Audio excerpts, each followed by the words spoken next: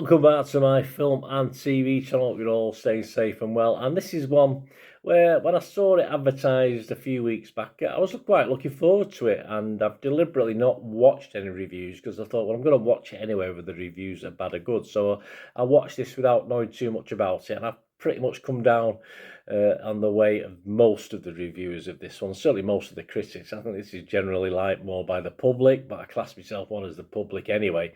But I'm sort of on the most critics side with this one.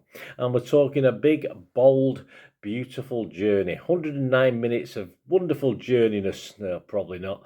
Drama, fantasy, romance, of course. The tagline for this one: not mine, this is theirs. Relive your past, change your future.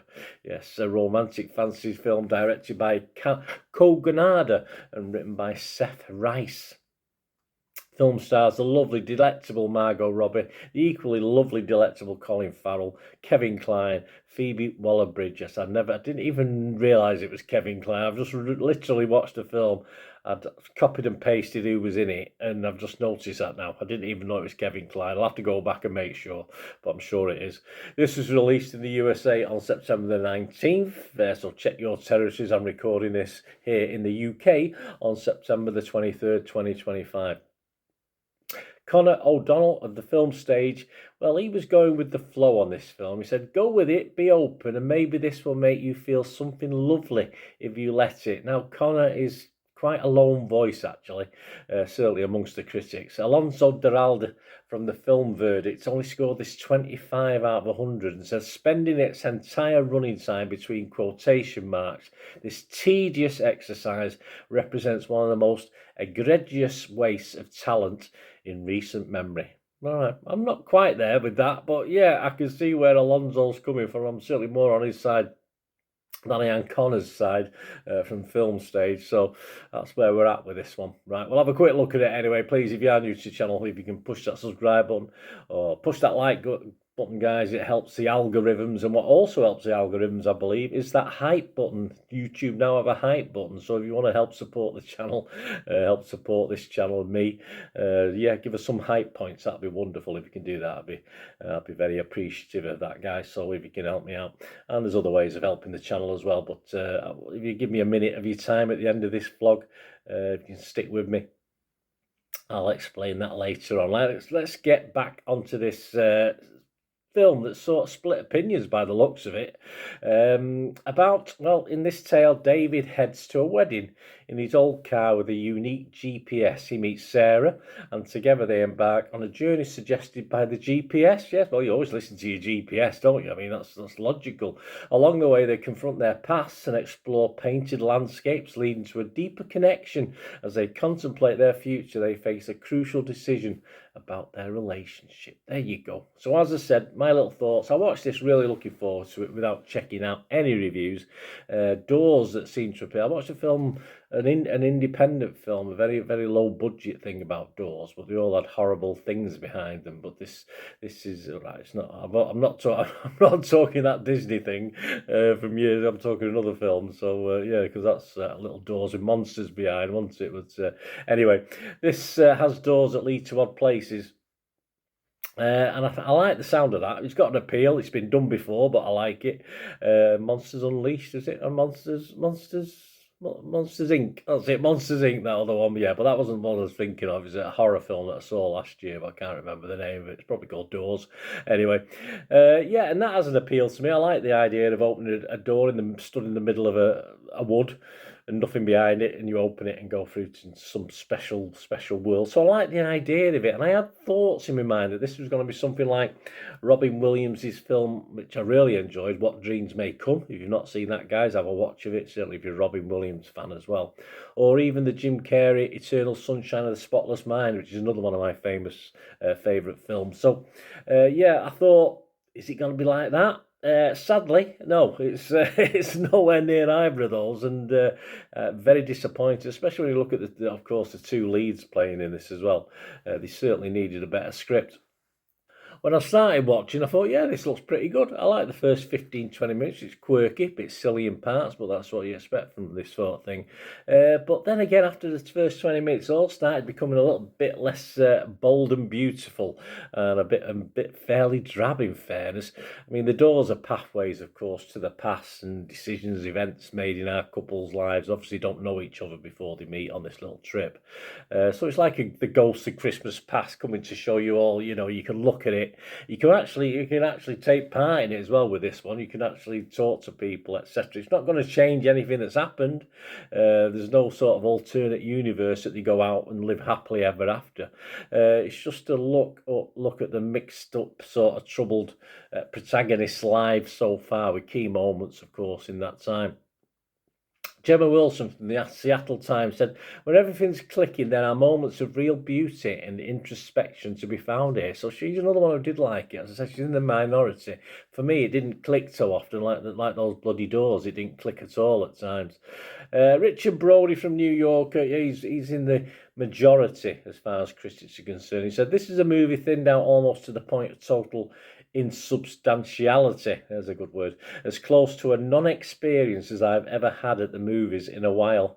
I think, pretty close. At least Margot Robbie, of course, for Red-Blooded Males like myself, is nice to look at. Is a welcoming sight. Great actor, of course, as well.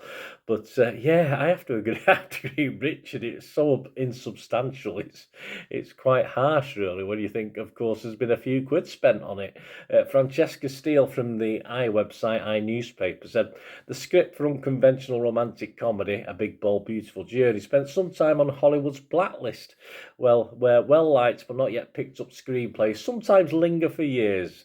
It's a shame it didn't just stay there. Yeah, harsh, but more or less true, I'm afraid, that one.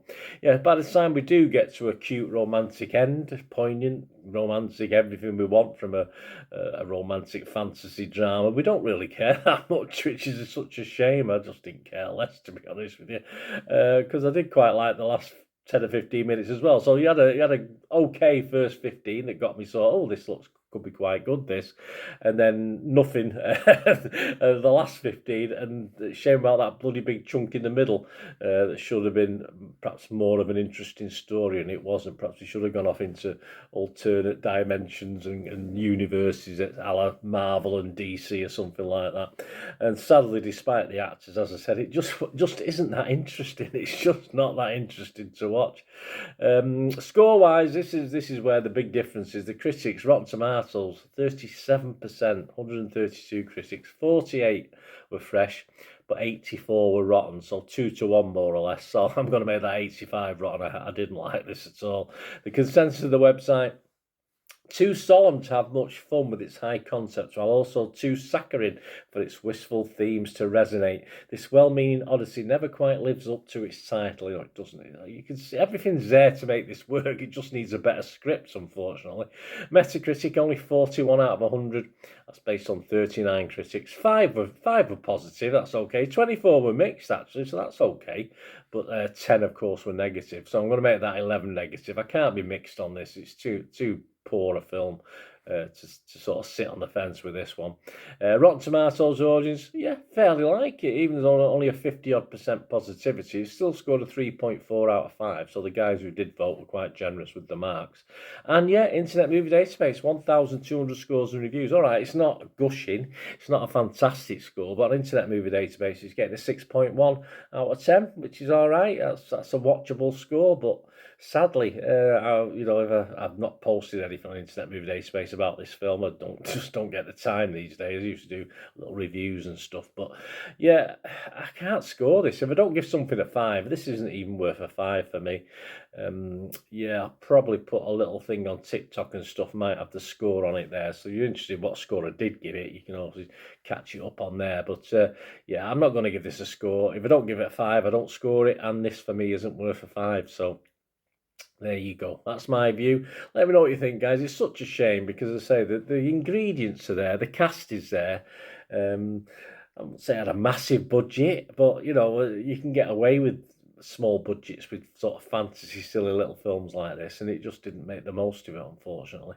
Let me know what you think, guys. Great to have your opinions, because that's what it is. It's all about opinions. We can all disagree and hopefully shake hands and move on, or hug each other and move on. So let me know what you think, guys. Please, as I said before, you can smash those buttons if you want to get in touch with me, or you just want to help with the channel. If you do like the content, there's other ways of doing that, as well as those hype points, etc. All you ever have to do is keep watching and listening. Hi again, hope you enjoyed the feature, guys. Thanks for watching. Please, if you did enjoy the content, please give us a thumbs up, and if you've not already done so, press that subscribe button. If you've not already subscribed, that'd be wonderful. It's free to subscribe, absolutely free. Also, check out my social media links if you want to follow me on TikTok, Instagram, X, Facebook. They'll all be in the description below. And my special thanks to supporters of the channel, yes, Piat6505, who have an eBay shop selling film and TV memorabilia, including posters, books, magazines. There'll be a link again in the comments section. And if you're into your football, don't forget my football stuff on Manchester City for general football fans, but mainly City fans, of course. Or if you know someone who might enjoy that, give them a kick in my direction. I'll be very, very grateful. And as ever, guys, comments on this feature is wonderful. Anything to do with film and TV is always very, very welcome. It's great to talk film and TV. I thank you guys for your support. Stay safe, everyone.